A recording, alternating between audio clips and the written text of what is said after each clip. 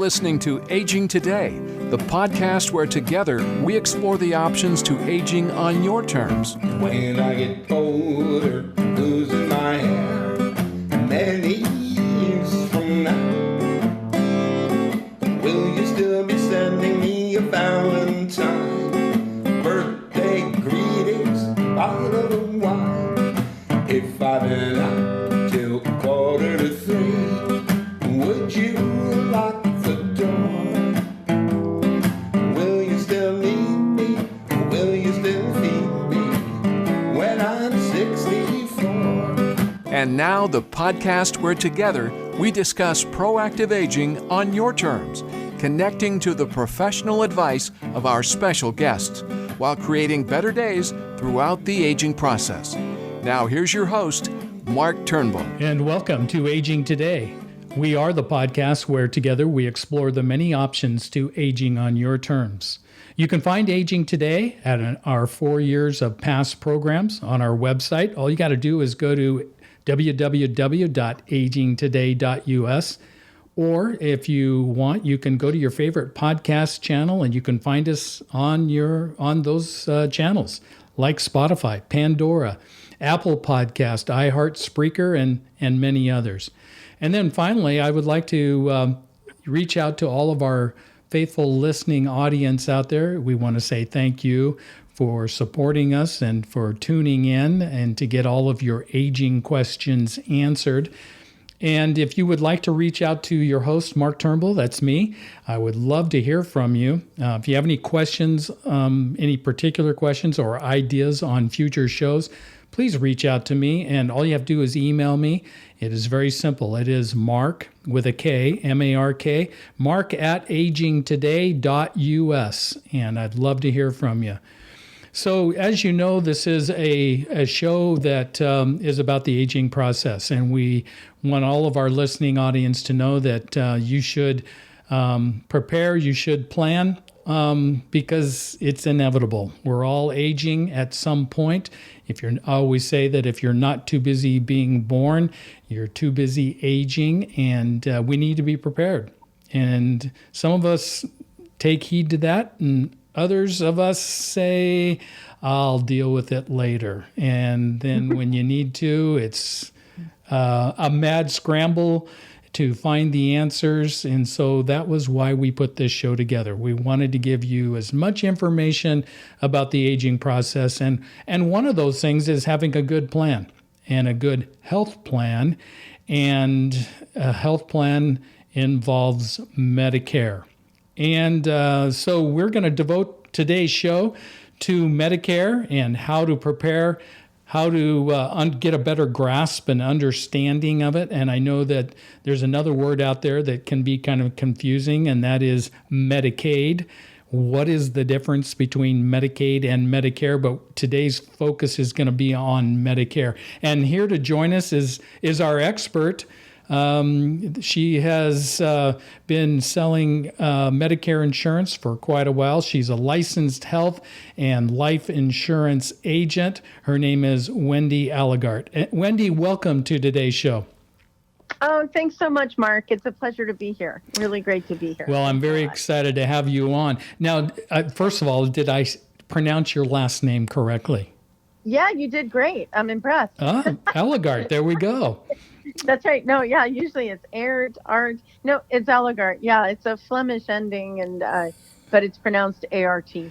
Well, the way that I always kind of remembered it was when you go to a restaurant, you can order a la carte. So we're going to get Wendy today, Allegaert. How's that? That's right. I'm going to piecemeal a meal. There you go. Well, let's break it down. Yeah, let's. Yeah. That's right. Let's break it down a little bit and piecemeal it together. So, yep. Wendy, tell our listening audience a little bit about your background and how you got into becoming a licensed health and life insurance agent. Yeah, I will. It sounds like you're saying life insurance. Yeah, well, yeah, that too. Right. It's like Allegaert and Allegaert. Yeah, so so a little bit about me. I'm from I'm from the suburbs of New York. I grew up in Scarsdale, New York, for anybody who knows the East Coast. and that is a suburb of New York. And I grew up in Scarsdale. Basically, went to Scarsdale High. I went to Barnard College. I was an English major. Nothing made me think I'd ever be interested in insurance until I got out to Portland many, many years later.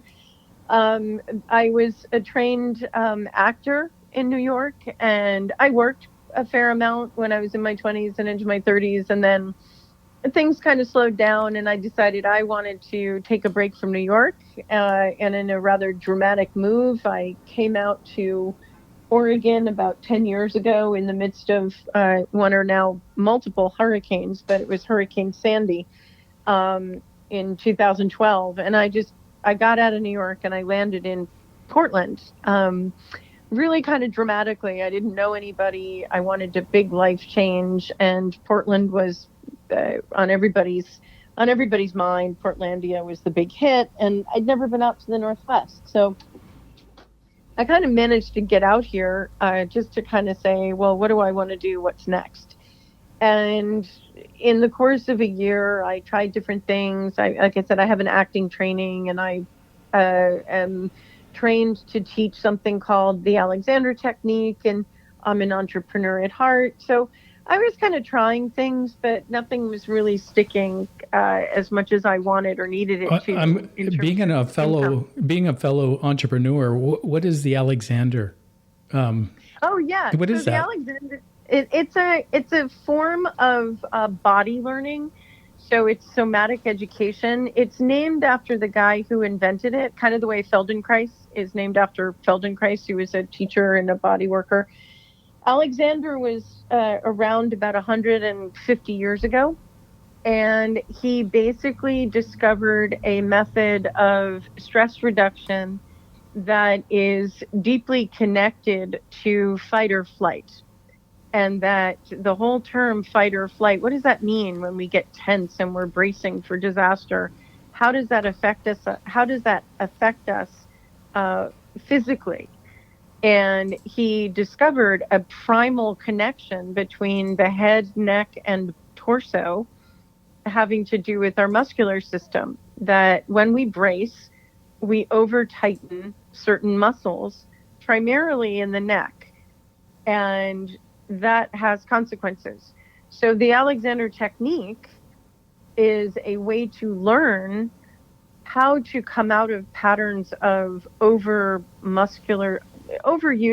certain muscles and underusing others to one's betterment, and to healing back pain, to chronic pain, to stress reduction, you name it. It's kind of a multi-purpose tool.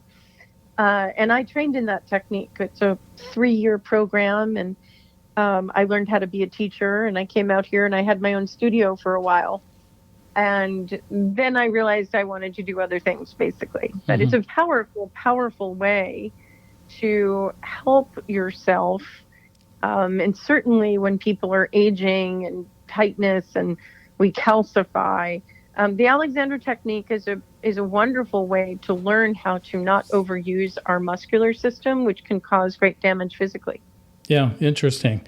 And so it's interesting that you were in the healthcare field, and then you chose to stay in it. Does the big question is that everybody's asking, does Medicare cover it?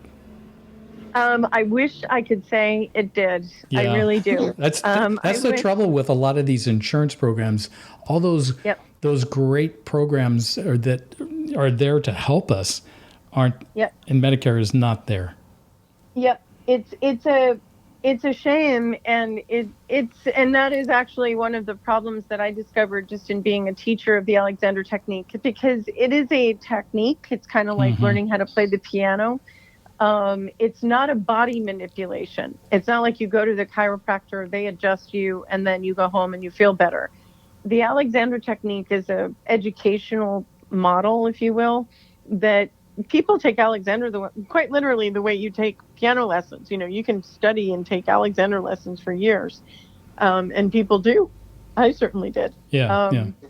So, but unfortunately, it is not within the medical book of, what is considered medically necessary. And we'll talk about that in relationship to insurance. It's an important term. Yeah, I think there's a key or a tie there, because a lot of people have that, expectation that Medicare is going to cover, all the different philosophies or techniques that are out there, and that's not necessarily the case. And I'm anxious to hear, what is the qualifier for that. But before we do that, let's talk a little bit about Medicare and what is Medicare.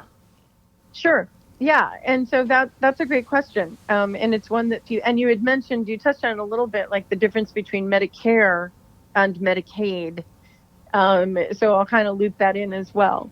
So Medicare is a federal government program. It's an insurance program. It was started during the Johnson administration. It's part of the Great Society, all of those federal funding programs. And it is designed for people who are either 65 and older, so the aging population, okay? You can age into Medicare. If you turn 65, that is the time that kind of the door opens for most of the population. You're not required to take it then, but it opens up for you. Or there is the caveat that if you're sick and you're someone who's been on Social Security disability and you're at any age, if it's just unfortunate that you're dealing with a serious medical illness and you've been on Social Security disability for 2 years, it doesn't matter how old you are, you will also be going to Medicare. Okay. It is a policy that I call kind of crude insurance. Meaning there are serious holes and limitations to it, but it is a baseline of insurance. When you go onto Medicare, you apply through Social Security, and you will apply and say, I want full You don't have to be collecting Social Security, by the way, to get Medicare. Sometimes people are collecting their Social Security retirement, sometimes they're not. Regardless, if you're 65 or older, you qualify, and you've been living in this country, you're a citizen, or you're a legal resident. There are different particulars about being a legal resident. You have to have lived here for a certain period of time. But basically, let's just approach the average American citizen. You were born here, you worked here, and you're 65 years old, you can apply for Medicare. And Medicare it's a government insurance, correct? That's right. It's federal. That's right. Okay. It's the federal, and it's run by the Center for Medicare and Medicaid. So the same governing body basically rules over Medicare and Medicaid, which is why people can get confused. Mm-hmm. Yeah. So Medicare, it has nothing to do with your financial circumstances in the sense of, well, I'll rewind. Medicaid, we apply for Medicaid if we're low income, right? Mm-hmm. So someone can be on Medicaid because they're not making any money, or they are making very little money and they're close to the poverty line. And it's not about how old are you, it's just what's your income base look like. Medicare actually doesn't, you can be making great money, you're still going to turn 65, you're going to go through the Medicare portal. If you're impoverished and you're on Medicaid and you turn 65, you will still go through the Medicare portal. Everybody ends up at a certain point, depending on your age, in the Medicare system. And that's extremely important because a lot of people don't realize, they don't bother with it, or their insurance is not their thing, right? They just don't pay attention and they don't sign up for Medicare. They miss the time frame to sign up for Medicare. You can find yourself really screwed, quite frankly, about accessing other insurance, because once you're Medicare eligible, you're expected to go through the Medicare system.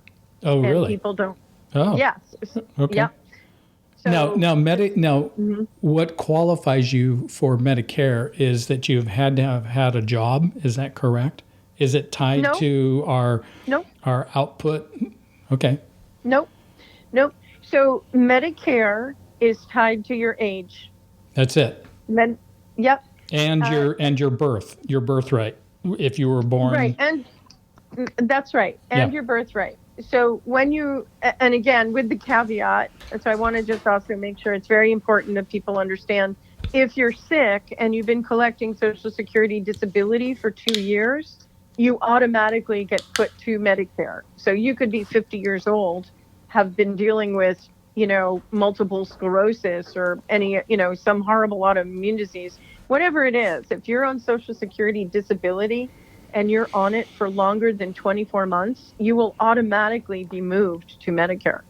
So, and the payout for the distributions, it isn't based on your income. So we all, whether you made $1 billion or a few dollars in your lifetime, you still get the same benefits. Is that correct? Yeah. So So let's so yes is the answer to that. Medicare benefits are Medicare benefits. Okay. But there are a couple of course, yes and, right? So I want to kind of double back here. So it's a federal government program. It's insurance, which means we're talking about what insurance has. A monthly cost, a monthly premium, like a utility bill, right? So you pay a monthly premium for what is a part of Medicare. You also will have co-insurance, and co-insurance means you go to a doctor, Medicare agrees to pay 80% of the bill, and they're going to ask you to cover 20% of the bill, right? That's co-insurance, your responsibility under Medicare. If you are hospitalized, Medicare is going to ask you to pay a certain amount of money on that hospital stay, and then they pick up the majority of the bill. So there are terms and conditions to understand. In answer to your question of, is it, equal no matter what your money? Not really, because people who make no money and are of limited income, they may not have to pay their Medicare premium. They may be someone who qualifies for both Medicaid and Medicare at the same time. So finances are looked at in the sense of what's your cost expectation going to be, okay? But everybody qualifies for it because they've been living here, they're American citizens, and they turn 65. It's not going to be the same in terms of how much do I have to pay for Medicare. If you're Bill Gates and you go on to Medicare, your monthly premium for Medicare is much higher than the gentleman who's down the street who makes $1,000 a month on his Social Security check. You follow? Mm-hmm. Yep. So Medicare, the government program, does have monthly cost. I always equate it to a utility bill, right? You're going to pay a monthly premium just to get enrolled. And that shifts every year. But just to give you an example, so Medicare has been around for 50 years, and there are two pieces to it. Just what the government hands you. You do get a card. You get what's called the red, white, and blue card. And it's going to say your name. It's going to have your medical ID number. And it's also going to say the dates that you were enrolled in Medicare. There are two pieces to Medicare. There are a few pieces, but the card will say two pieces. There's Part A, which represents hospitalization, and there's Part B for more routine things like doctor visits, lab work, outpatient surgeries and things like that. So that, by definition, is what traditional Medicare provides, A and B.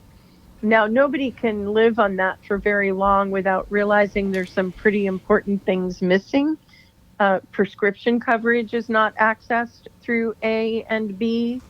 There's no dental, there's no vision, there's no hearing. If anybody listens to Bernie Sanders or been following the news, he's been extremely vocal about the fact that Medicare doesn't cover dental, and it's a problem, nor does it really cover hearing. So you have to go after those benefits through the private insurance piece, which is what I help people with, right? Okay.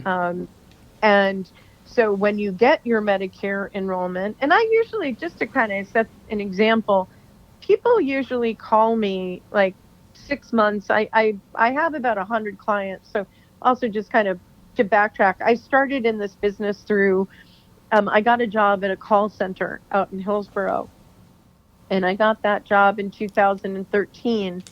And I talked, and it's one of the biggest call centers in the country. It's a company called VelaPoint. And I talked to the United States about health and money for 4 years straight. And I'm not exaggerating. It was quite an education. And I started in the Medicare department. And Medicare is very specific, obviously. And I really love Medicare because, let's face it, as we age and stuff starts to happen to us, that's when we really start to invest in the conversation about what is my insurance going to do for me. When you're young and you feel immortal, you don't necessarily focus on that. But as stuff starts to happen, you get real clear. I need to know what best coverage to get. So I did that for a long time. And then I left and I did other things. I didn't really like the call center culture. But I really liked Medicare. And last year in July of 2020, I started, I picked back up. I hung out my shingle. I got laid off from a job due to COVID.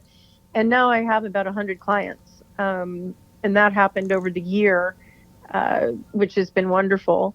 And really just by referral. I usually enroll a couple and they tell their brother or sister, they tell their neighbor. And all of a sudden I have, I don't have 2 people to enroll, I have 6. And I'm very fortunate and I'm very happy about that. And that also has to do with how much work I help people with all year long. But the bottom line is it starts with people going out to get their traditional Medicare card, which comes from the government. You have to apply for it. And that's the key. You can't wait for the government. The government's not going to call you. You have to get on the phone and call them, correct? Well, yeah. I mean, and you can call Social Security. You can also apply online.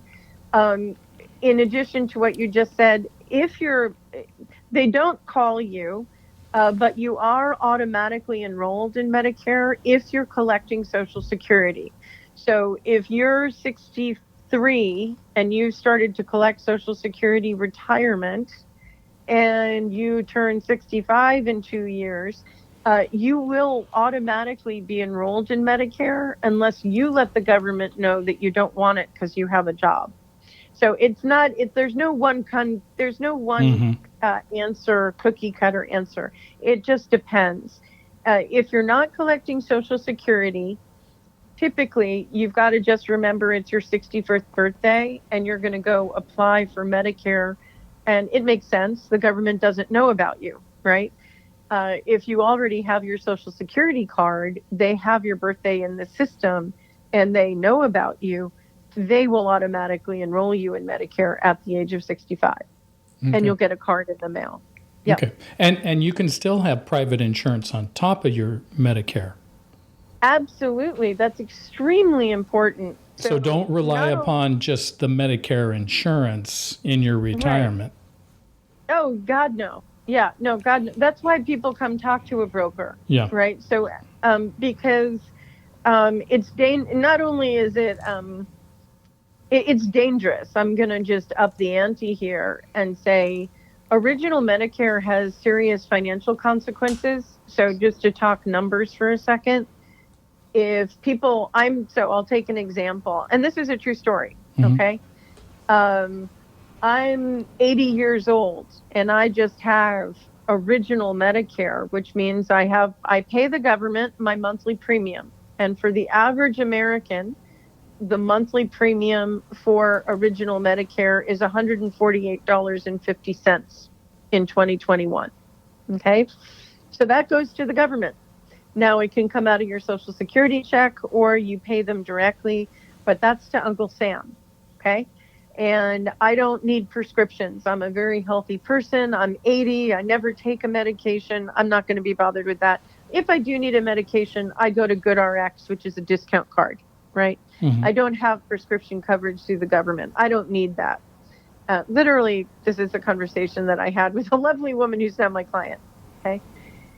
Well, doing that is extremely dangerous because on your traditional Medicare, yes, the government pays 80% of your bill, but you're expected to pay 20% of your bill. Well, if you're healthy, 20% of an $80 doctor visit might not hurt you very much. right? Nobody really, I mean, unless you're very poor, but traditionally and in general circumstances, an $80 bill, I pay 20% of that. I'm not going to be, overwrought with anxiety about that. 20% of a heart attack is, roughly speaking, about $25,000. And that will give people anxiety. That'll give you a heart attack. A second heart attack. That's right. And you could lose your house. And I've spoken to people who did not realize that they were foolishly living under just original Medicare and had no other cap or support, or the private insurance piece is crucial to protecting your financial assets, right? Crucial. Mm-hmm. And there are many people out there who are naive, who don't trust the government or don't like insurance. They don't want to think about this, and they call after something has happened. And trust me, that happens a lot. I worked in a call center. I prefer to talk to people up front before those things happen. And so to continue this thread of conversation with a true story, this woman was the mother of my boyfriend's best friend. And he actually said, I need you to talk to my parents, my mom and my stepdad. I'm nervous that they are not well insured. And he was nervous because he knew he would be paying the bill, right? Mm-hmm. And so I said, sure. And we ended up having several conversations. And she's a lovely lady, very smart. She's very healthy. And I said, look, I'm here to support you. I'm not here you're an adult. I'm not here to, make people do anything, although I'll have suggestions. And I certainly believe in protecting oneself. Let's just look at this rationally, right? So we talked for a long time. Her husband has a heart problem. And they were both just relying on what's called GoodRx, which is a discount card. I tell everybody to get it. It's a great discount card. How do you get that card? Do you go online? Yep, it's free. If you just Google GoodRx, it will pop up. Mm-hmm. And literally, it's accessible and it's nationwide. Does it give you a discount on every drug that you are prescribed to, or what does it do for you? No, not every drug, but it heavily discounts drugs that are like generic. So you're taking medications that are typically defined as generic, which means they should be tier 1 or tier 2. But for whatever reason, your medication some people even have, I tell everybody, whether you have insurance or not, GoodRx is a good cross-checking tool. Okay. But people live on GoodRx because they just have generic medications and they don't anticipate being on anything more expensive. Well, that's a little dangerous because GoodRx does nothing for Eliquis, which is the Story's drug. That's a heart medication that if you don't have insurance is about $600, $700 retail value a month. And GoodRx will not discount that kind of medication. They won't do it. So that's where you're expected to have insurance, which will ultimately give about a $45 copay for that kind of medication. Yeah. You with me? Yeah, absolutely. Yeah. That's a lot. I can swallow that pill a little easier. Right. And that's what ended up being the expression in sales is you close the deal. Yeah. I said, with all due respect, ma'am, your husband is the one I'm really concerned about, because if he gets put on an expensive heart medication and you don't have him on medication prescriptions, not a GoodRx card, but an actual full-blown medical policy that covers prescriptions, you're really being rather foolish. You could be out thousands and thousands of dollars overnight, quite literally. And she listened to me. We signed them both up. We signed her up for a major medical policy that capped her expenses. So again, one of the things I emphasize about original Medicare is there's no ceiling on your 20% expenditure. None. Zero. So people have to protect themselves. Even if you don't take medications, come talk to a broker. There are plans out there where you don't have to get the medications because you don't like the penalty, you don't like there's certain things that people get upset about, but you're protecting your finances overall.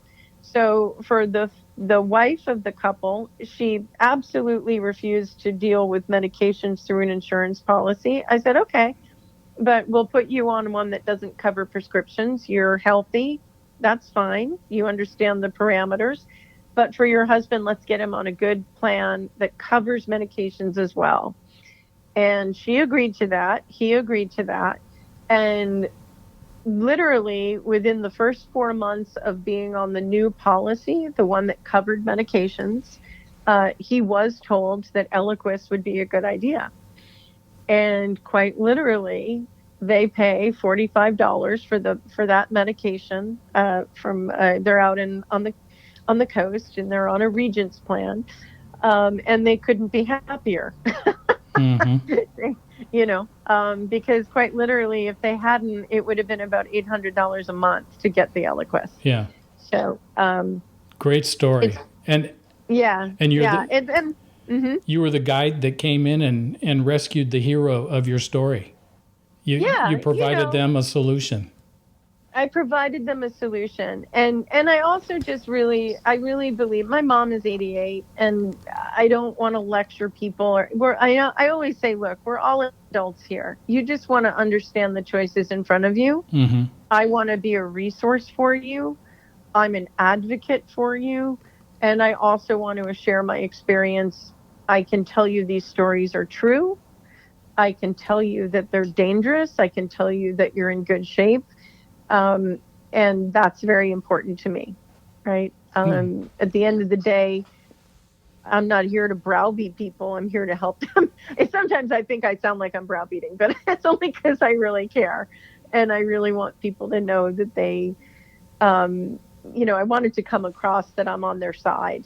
Yeah. And you can not know these things, unless have a weird geekish fashion for insurance, which I seem to do. You may not know these things. Yeah, the rest of us don't. So that's why we rely upon experts like yourself. So let's tear Medicare apart. You were talking about Part A, Part B. Let's take a deeper dive and tell us, of the whole, how many parts are there? Okay, that's a great question. So from the Social Security application, you'll get your A and B, and that is missing. Then the next question is, well, how do I get prescriptions? I need prescriptions, right? Okay, but Part A, review what Part A again was for our listening audience. It says for hospitalization. Sure. What does that mean, hospitalization? Sure. So if you have original Medicare inside the plan, if you end up going to the hospital, the policy has a hospital benefit, meaning they're going to cover the bulk of that hospitalization. For example, someone goes and has their appendix out, okay? They have an emergency appendicitis attack, and they end up being hospitalized. If they're just under traditional Medicare and nothing else, Medicare will say, we have a not annual, it's a benefit period deductible. So we're going to ask you to pay $1,400 and change. Okay, I think it's $1,463 for 2021. That's the deductible. So the person on the plan goes to the hospital and has a 3-day hospital stay. They have to pay $1,463 on the deductible. And then the insurance, which is traditional Medicare, covers the benefit. And that's through Part A. That's a great hospitalization story. Okay? Okay. So your surgery, your anesthesiologist, your nursing, a semi-private room. So Medicare is not going to cover a private room. If you want a private versus semi-private, you would pay extra for that. But a semi-private room is covered under your Medicare card, right? Okay. Now, let's take that further, and you have to, you go home, right? And you go home for a few days, but you need a nurse to come by and make sure you're okay, right? So after something like a hospital stay, if you're in the hospital for longer than 3 days, a doctor would most likely authorize, and Medicare will allow for, home health care. So you can have a home health aide come and help your significant other, or help you if you live alone, help you with certain things, getting ready or healing. This is where it gets kind of convoluted, but see if you can swing with me. And it's also an important piece of the puzzle because people don't appreciate this. And it's a big conversation often. Medicare does not cover custodial, meaning bathing, dressing, feeding. They don't cover those things, that kind of support. And people talk about this all the time. You know, we had a home health aide, but nothing was covered. We had to pay for that out of pocket. That's because Medicare does not consider that a medical necessity. It's a life necessity, but it's not medically necessary. So it's very important to talk to professionals about these kind of specifics and nuances. And that's what I talk about in meetings all the time. This is what Medicare promises to do. And there are a lot of other pieces that may happen in someone's recovery time that are not under Medicare, and it serves them to look at that and talk about other options, right? Mm-hmm. But Medicare has hospitalization to it. And Wendy, is that where long-term care insurance would come in to play? Yeah, absolutely. Long-term care insurance. There's a product on the market that's actually short-term, because long-term care can be very expensive. But there are other products on the market that aren't so cost prohibitive, but they'll do the trick of filling in the gaps for what Medicare doesn't do in terms of home health care. Mm-hmm. There's a short-term home health care product that I found very popular with people. And what is that? What does that look like? How does that compare to long-term care insurance? Well, it's just cheaper. I mean, I actually don't sell long-term care, so I don't know what the but the short term. Run. What is? How does that short term work? I'm curious about that because we deal with a lot of long-term care insurance, but I haven't heard of the short term. Yeah, it's a very powerful product because it basically will say to somebody, okay, look, for a year following a major medical episode, let's take an example, someone has a stroke, okay? Mm-hmm. And they are all set up. They've got an insurance plan and they set it up well. They came to me, right? I mean, they're well endowed with, they have their traditional Medicare, and then they got a product that I recommended. So their medical needs have been met, okay? And they're very happy about that. They don't have many out-of-pocket costs for the medical piece, meaning they were in the hospital and then they went to skilled nursing and they were fine with all of that, right? They're covered and they feel good about the coverage, and their copays are modest, and they can recover from that financially. It's not a burden, right? That's one thing. But then they go home, and someone goes home and they stay with their daughter, but their daughter works and they need someone to feed their dad, right? Let's say their dad has the stroke and their dad is upstairs and he can't really dress himself or bathe himself. There's a product. It's a completely separate medical. It's not a medical policy. It's basically a care policy. And you can find yourself getting reimbursed on the cost of a home health aide, typically up to $400 a day. So somebody comes, and it's a separate. That's pretty good. And short term is less than a year or less. Yeah, it's basically up to 365 days. So but it's it's per event. So people get a short-term policy and you can hold on to it for 10 years, right? Because you have a stroke 1 year and then 2 years later you have a cancer diagnosis. The policy resets itself in benefit. We're talking about Medicare on this edition of Aging Today with your host Mark Turnbull and his guest Wendy Allegaert. We'll hear more of this discussion about what you need to know about Medicare coming up in just a moment.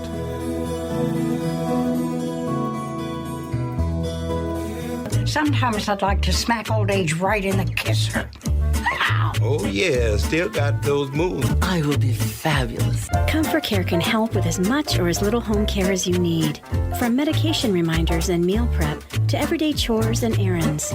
Let us create your personalized care plan and find the perfect caregiver match so you can live your best life possible. Call Comfort Care at 503-636-0417.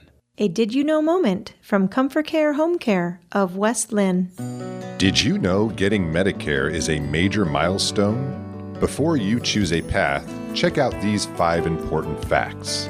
Number 1, some people get Medicare automatically, and some have to sign up. You may have to sign up if you are 65 or almost 65 and not getting Social Security.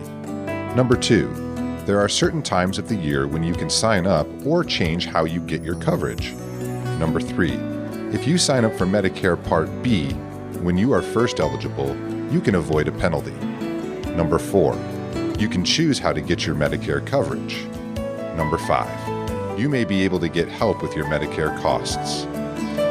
To learn more about Medicare coverage and getting connected to professionals who can help guide you through the processes, call Comfort Care Home Care of West Lynn. Count on us for the help you need. Call us at 503-636-0417.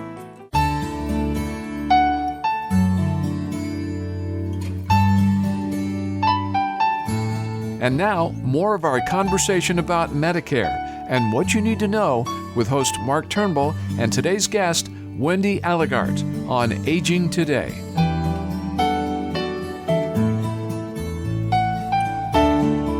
Guaranteed Trust in Life is a company that comes out of Illinois, and they're extremely powerful for that reason. It's meant to supplement where Medicare leaves off, right?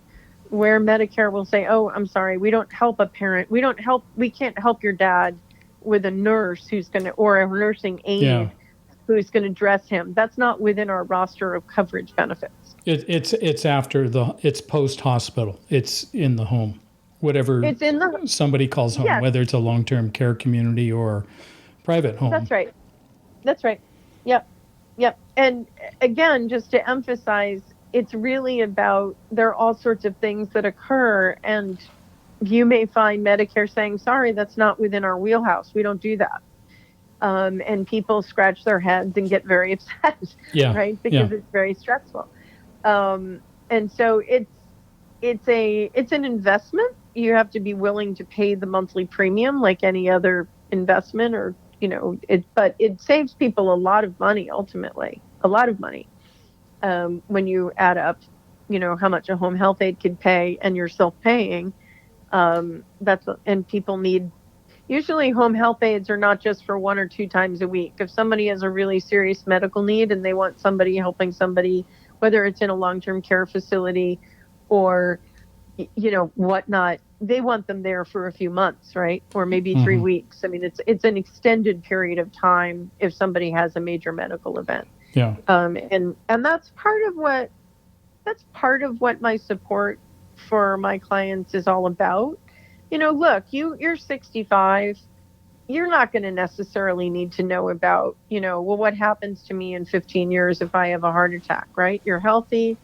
You want the simplest thing. You haven't had major medical issues. You may not be talking about that kind of policy for a few years, but people do. They come back and talk to me about adding coverage all the time as they age. And it's important to build that relationship and that trust so people can know I'm looking out for them and not trying to oversell them.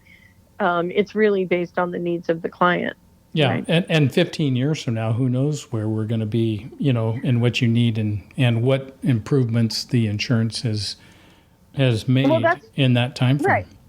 That's true. And I always, it just really depends on, at the end of the day, when we're talking about big medical expenses, it's either going to be, I can pay for that myself. I'm going to just self-pay.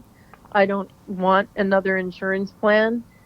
Or I'm so poor, I don't need that plan. Medicaid is my secondary insurance policy, and they pick up all of my costs that Medicare doesn't cover. And Medicaid does cover long-term care facilities, right? So for those who are quite poor, they may not be talking about the other policies that can support and protect assets. They don't have them to begin with. Or you're the middle person and say, I don't have enough money to self-pay, or if I did self-pay, I wouldn't leave anything to my family. I would like an insurance policy to help give myself some better protection. And that's sort of the middle person, right? The person who may be comfortable, they don't qualify for Medicaid, they're retired, they're on fixed income, but they did well and they have assets and they have savings, but they don't want to lose that, right? And you can hemorrhage money in your elder years. Everybody has to know that. I'm not exaggerating. Even with insurance, you can find yourself $7,000 to $8,000 out of pocket every year if you're sick. And that's why it's important to talk to a broker. What exactly does that mean? Well, private insurance is going to ask you to pay a certain amount of money for a medical event, and then they will pay a lot of money for a medical event. But, that doesn't mean that there isn't cost to how people will have to pay some piece. If you have a bill, depending on how you set up your insurance, how we set it up, I set it up with my clients, you may have a copay to deal with, and it could be considerable. So that's where it's important to come talk to a broker, and we talk about different plans and what the options are. Okay, so we got Part A, hospitalization. Right. And then there's so for most people, just so you know, so there's Part A and there's cost sharing to it. It also covers things like skilled nursing. Mm-hmm. It does. That's where the SNF falls under is Part A? Yes. No, I guess I want to also just say it's important to understand, yes, it does. And then ultimately some of what things cover, Part A and B start to overlap slightly.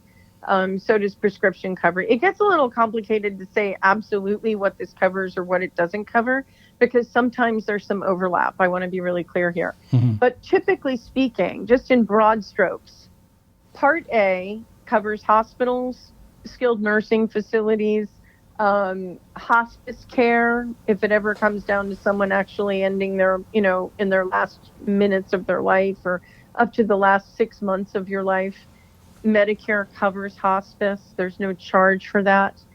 If you're deemed terminally ill, and they will cover, pain management, really palliative care.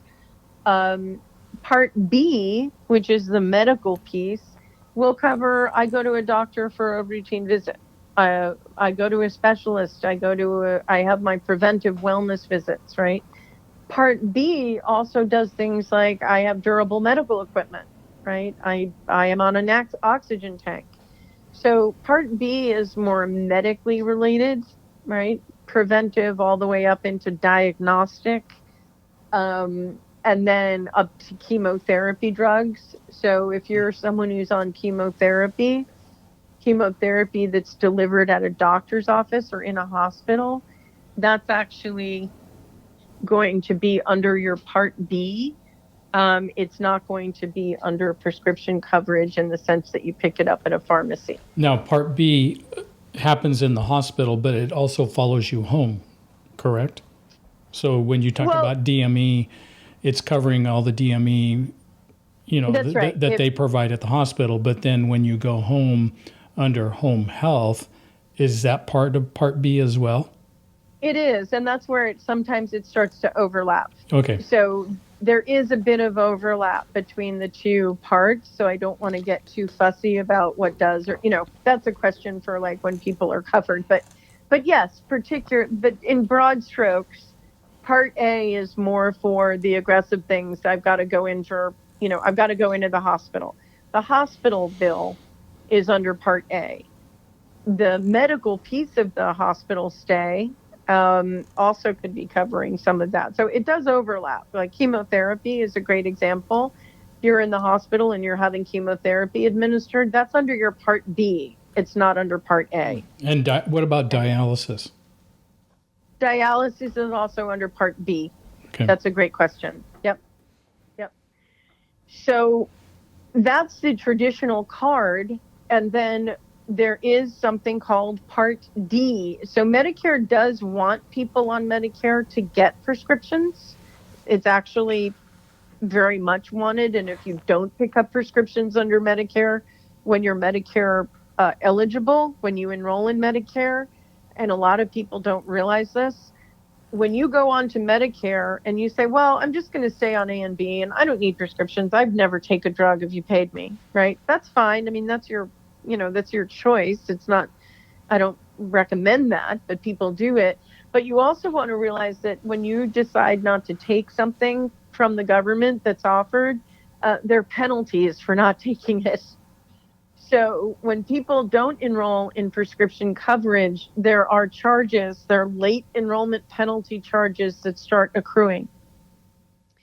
Same idea with Part B. If you don't sign up for Medicare when you're eligible for Medicare for whatever reason, unless you're working. I mean, if you have a job, let's be clear, you have a job and you're getting coverage through your job, you don't need Medicare. Medicare doesn't expect you to enroll, okay?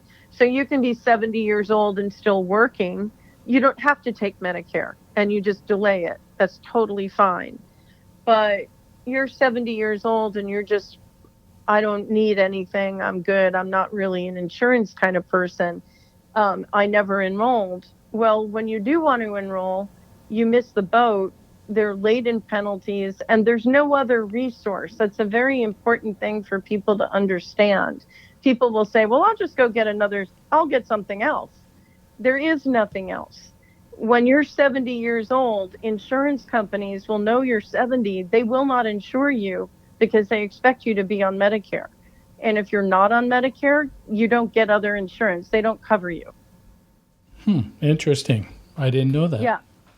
Yeah. So, for example, let's take a company, right? United Healthcare or Providence. Okay. I'm 70. I haven't had insurance in 6 years. And then I had a bad fall and I broke my arm. Okay. And then that woke me up. And so now this is also a true story, by the way. That woke me up and I call Providence and then I call a call center because Providence told me they wouldn't insure me. And so I got this person on the phone and they said, well, I never did insurance. I don't believe in insurance. I'm very healthy. But I did break my arm and that cost me $8,000 out of my own pocket.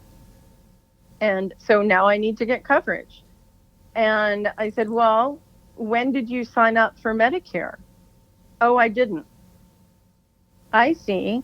So we're talking, okay, Mr. Customer, major medical insurance for your age bracket has to come through the Medicare system because it's subsidized. The government's going to give you a break on all of these costs. And other insurance carriers don't cover that age bracket anymore.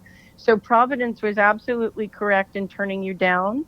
You have to get your Medicare signed up first, and then we can talk to Providence or Aetna or Humana, after you're on Medicare.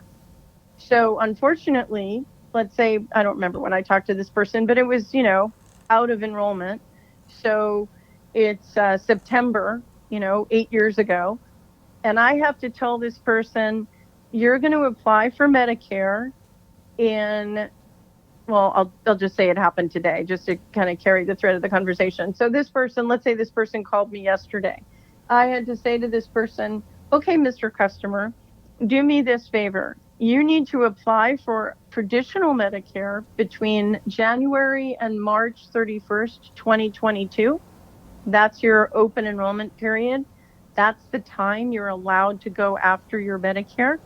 And Medicare will approve you for July 2022. So you will get your traditional Medicare card in July of 2022. From now until July, I can offer you sort of ancillary plans. I can put you on a cancer policy. I can talk to you about ancillary coverage, meaning, sort of secondary insurance plans that might help her give you some money if you had a big crisis. but you won't get yourself a major medical plan. No one's going to cover you. And that's a shock to the system. Yeah. To say the least. It's a big misunderstanding. It happens a lot. I mean, I've had at least 3 or 4 episodes where people did not understand the parameters of enrollment because they just didn't bother to look into it. It's kind of, I will say this, I don't want to scare people. Medicare gives you a long time to enroll. It's a 7-month enrollment process at the age of 65. So it's not, you got to really not be interested in the topic to miss the boat, if you know what I mean. Yeah. Right. And so if you're 65, and maybe there's a listener out there that's 65, 66, and they haven't started the process yet, and they've maybe gone through that 7-month window, what's the penalty, or what happens at that point, and you finally go, okay, I'm going to make the call?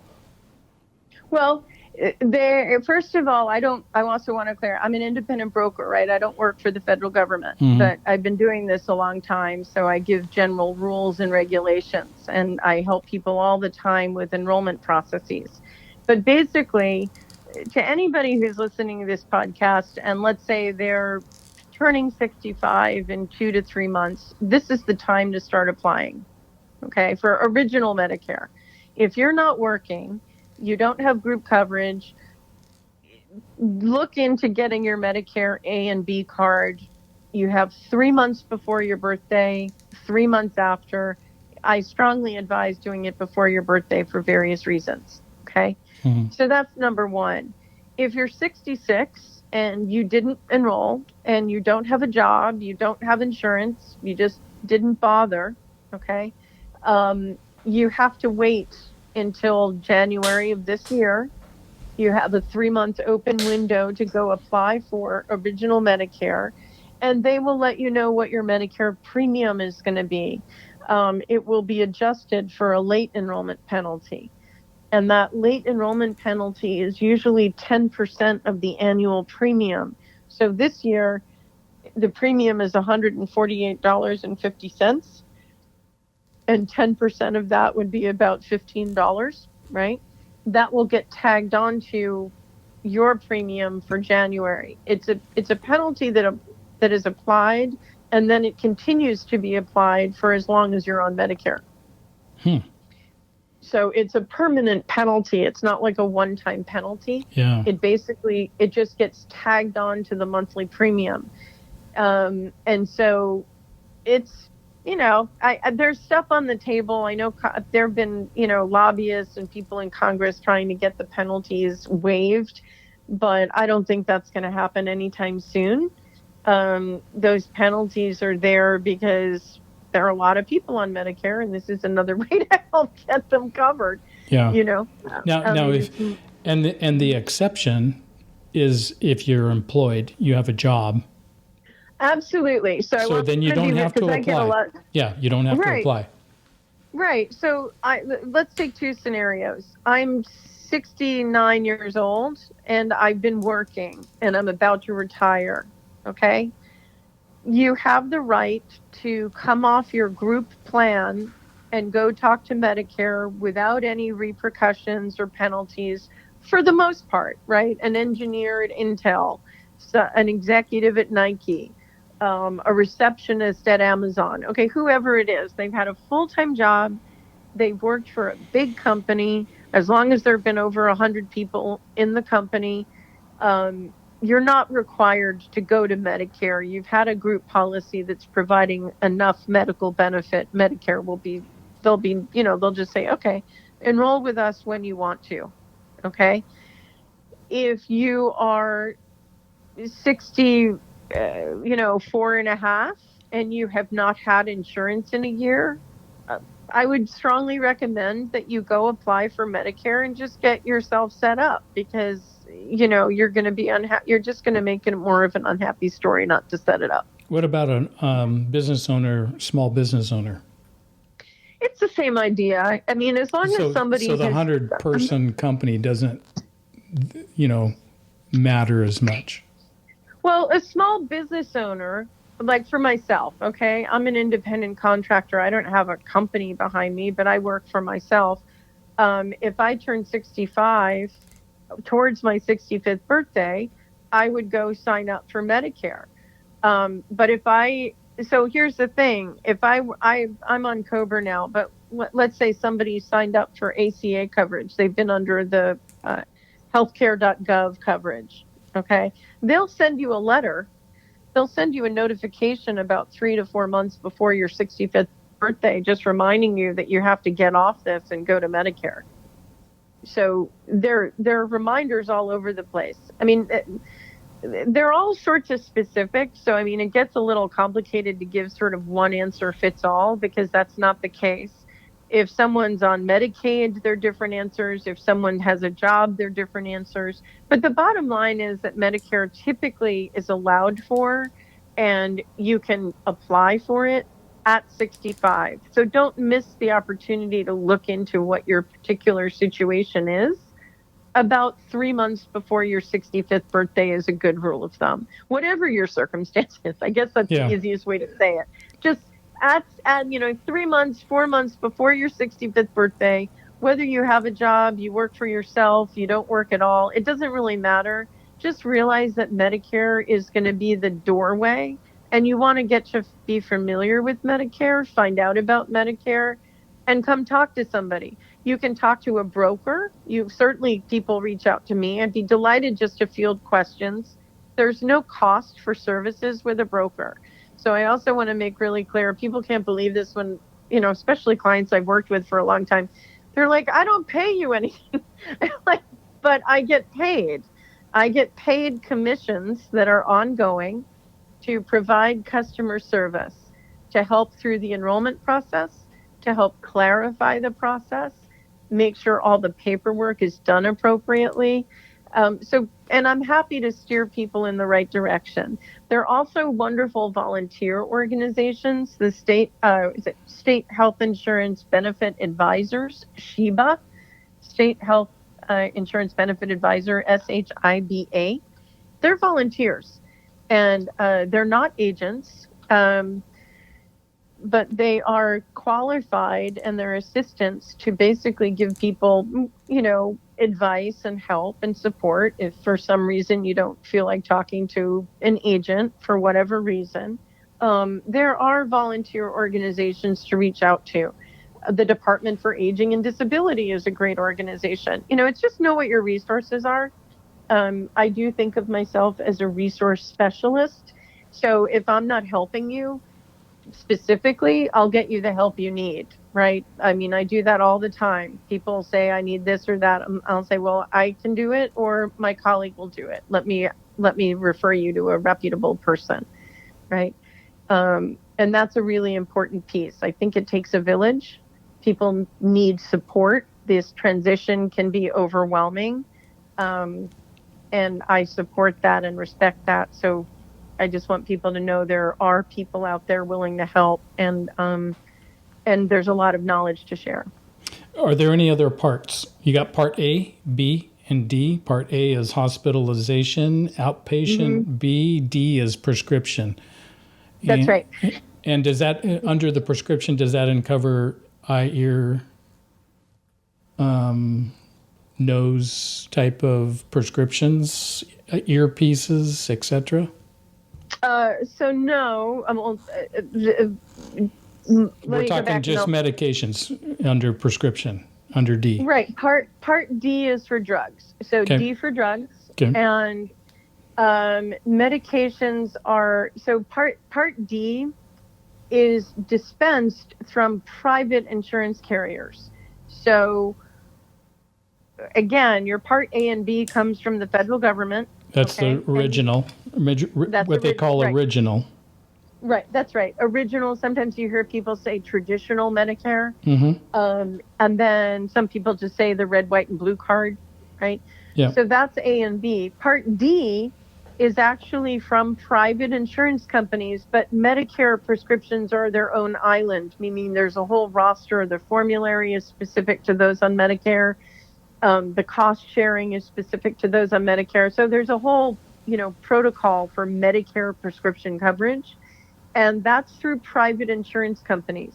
Now, it may be a standalone prescription drug plan, right? So United Healthcare, Humana, Aetna, SilverScript, those are the big ones in this country. They are standalone, and you can just go get a prescription plan, right? Most people, however, want more. We're going back to that whole idea that traditional Medicare has serious financial consequences. People aren't just wanting just standalone prescriptions. They need extra support. There's something called, and it's also private, and it's called a Medicare Advantage plan. A Medicare Advantage plan, going back to that story I told about the gentleman who went on Eliquis, right? So he was not on anything for medications, and then I convinced his wife to get him on a plan that covered medications.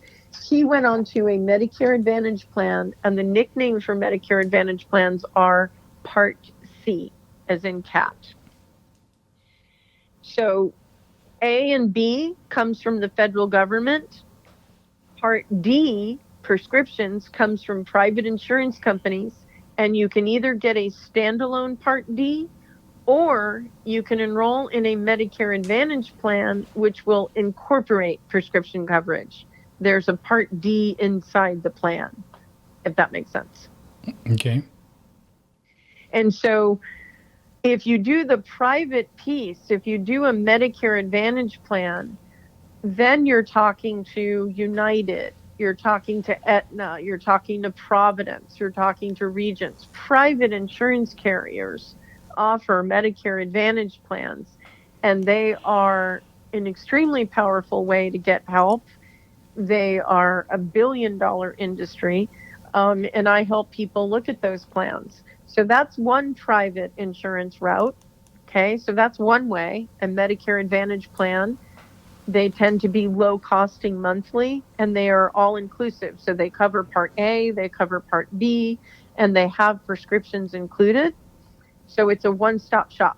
And they do other things as well. They also provide a maximum out of pocket, right? They put a cap on your financial expenses every year, which is a very important piece of insurance, right? So Medicare Advantage plans are Part C. That's the nickname for them. Sometimes people don't get Advantage plans, though. They keep a standalone Part D, and they enroll and purchase something called a Medicare supplement or a Medigap. That's also private insurance, completely separate from Advantage plans.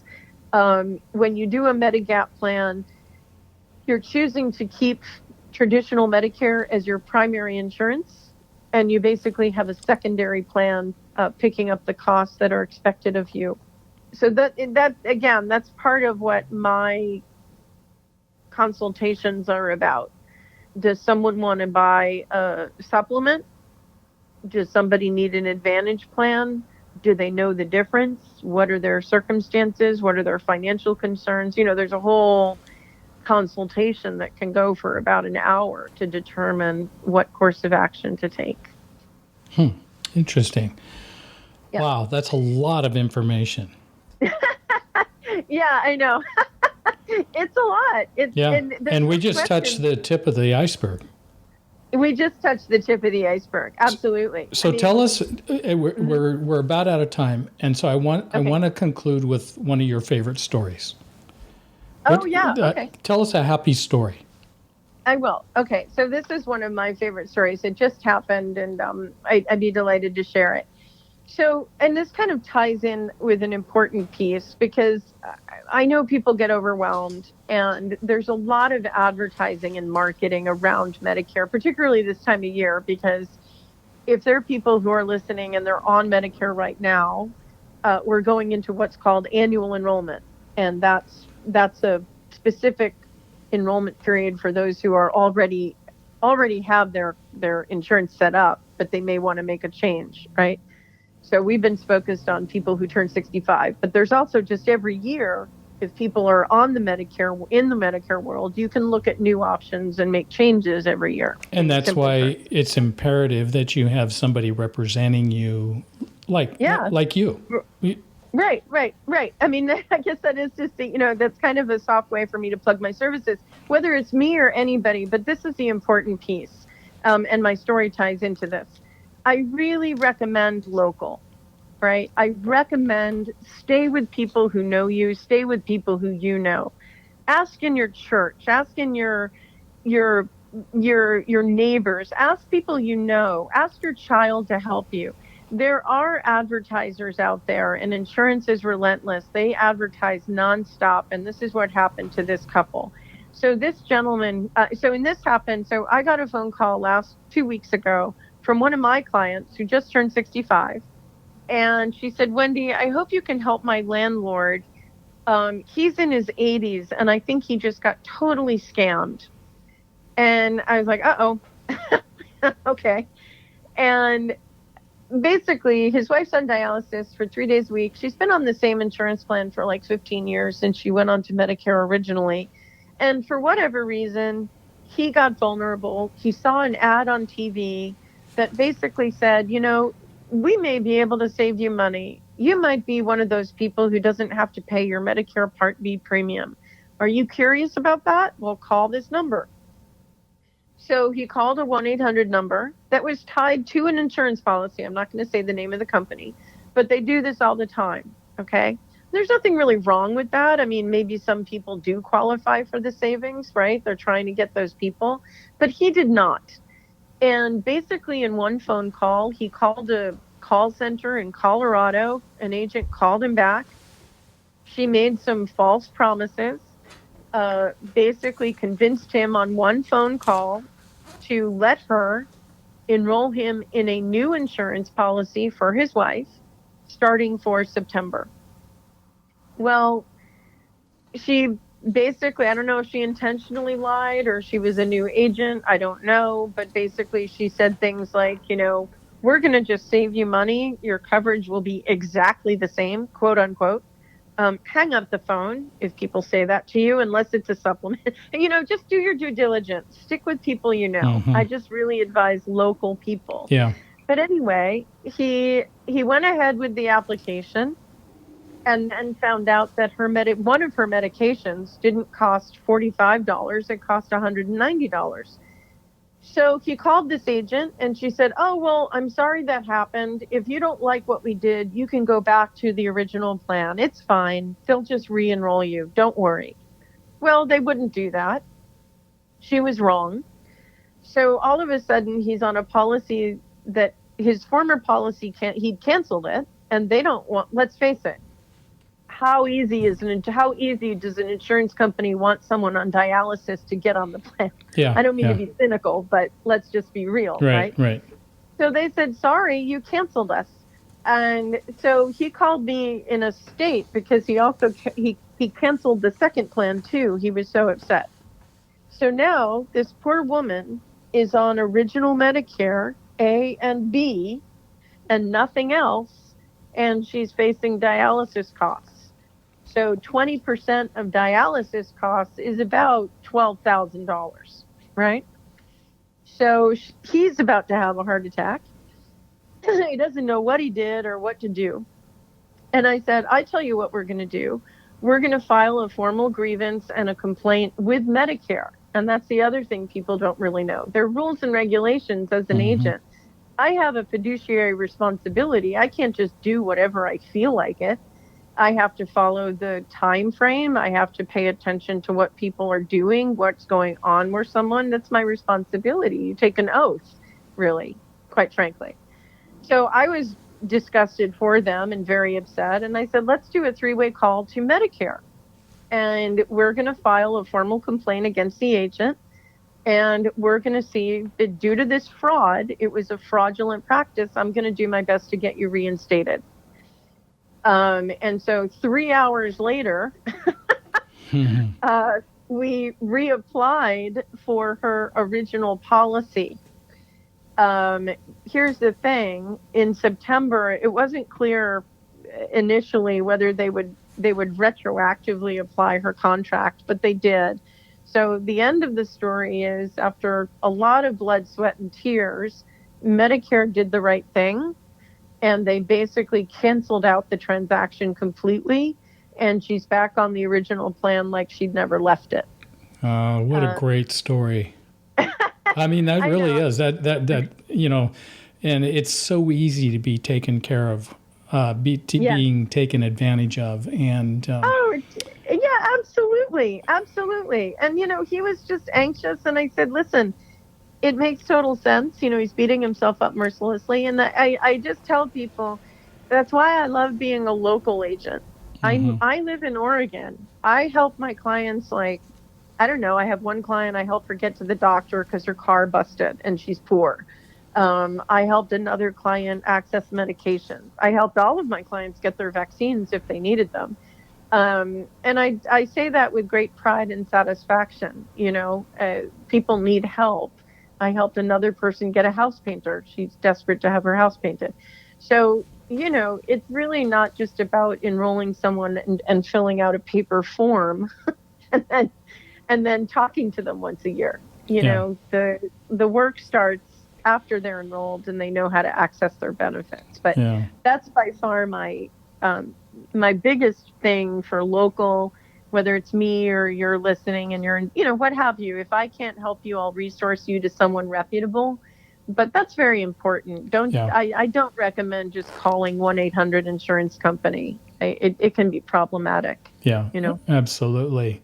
Wendy, how would our listening audience get a hold of you? What's the best way? Oh, yeah.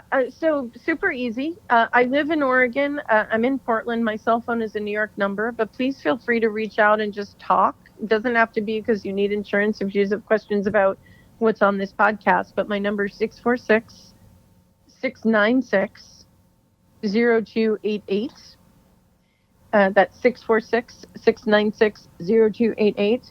Or my email is also an easy way, and that's Wendy at Oregon Senior Health Plans, and that's plural.com.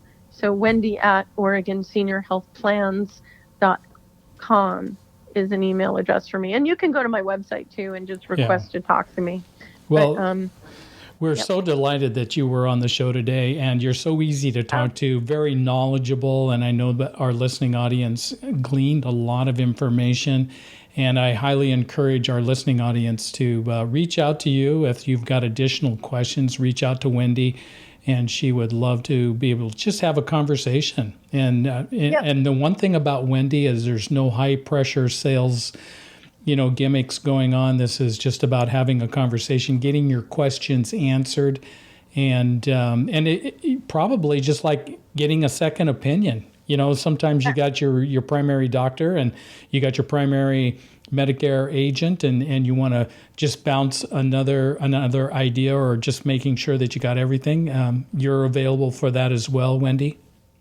Oh, yeah, absolutely. And I guess I also want to just, all brokers are working in the same way. For the most part, if you're talking to somebody who's like me, who's an independent, we're all working on a commission to build a client base and to support you. So, please don't be afraid to reach out. Usually I don't enroll anybody until I've had, 3, 4, 5 conversations. It's a process. It's basically it's an interview. You're interviewing me to find out if I'm the right person for you, and I welcome that. But, certainly just in general, absolutely, it's good to have a referral, just to refresh. I once had someone, just really quickly, I had one guy at one point say, do you actually sell insurance? Because you're working really hard to, not give me anything. And I'm like, because you don't need anything. You're doing great. You're doing great. Yeah. Just that peace of mind. Yeah, it's just exactly. Yeah. Honestly, I'm like, I wouldn't touch your insurance with it. I said, you could not ask for a better setup. And that's what I'm telling you. And you can go find someone who's going to try to sell you something, but it's not really needed. Yeah. And I don't want people to buy things extraneous, because then it doesn't serve anybody, And so absolutely, it's just nice to get to know people. So if I can provide any moral support, it's been a long couple of years. It's very important to know that we've got people around who want to support and just help. And I mean that sincerely. So feel free to reach out. I'm happy to help if I can. All right. Well, thank you, Wendy Allegaert. And appreciate you coming on today's show. And if you want to reach out to Wendy, once again, Wendy, what is your phone number real quickly? It's 646-696-0288. And also just one last thing, I'll just finish up by this. And people are nervous about costs or, I'm going to try to steer somebody to one company versus another company. I get paid a standardized commission. Everybody pays exactly the same way. So I truly am unbiased. I have a very nice list of companies who support my work and I support them, but I don't push one company over another. They all basically work with independent agents. So just to give people, if people are anxious about that sort of piece, it is all standardized. We don't get paid more by one company than another company. Yeah, absolutely. All right. Yeah. Wendy, what a delight to have you on today. Thank you very much for your time. Mark.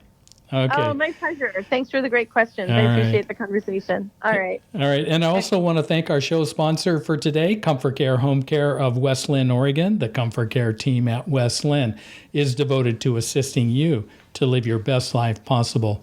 This is Mark Turnbull, your host. Thank you for tuning in to Aging Today, the podcast where together we explore together the options to aging on your terms. Join us again next week for another lively discussion on aging today. Remember, we're all in the process of aging, and as we age, we really are better together. So stay young at heart. You make me feel so young. You make me feel like spring has sprung. And every time I see your face, I'm such a happy individual. The moment that you speak, I want to go play hide and seek.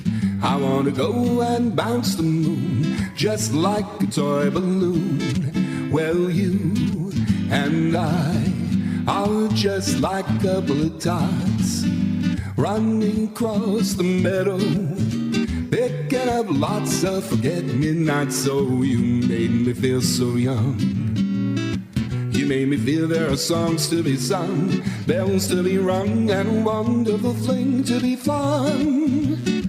And even when I'm old and gray. You've been listening to Aging Today, where together we explore the options to aging on your terms.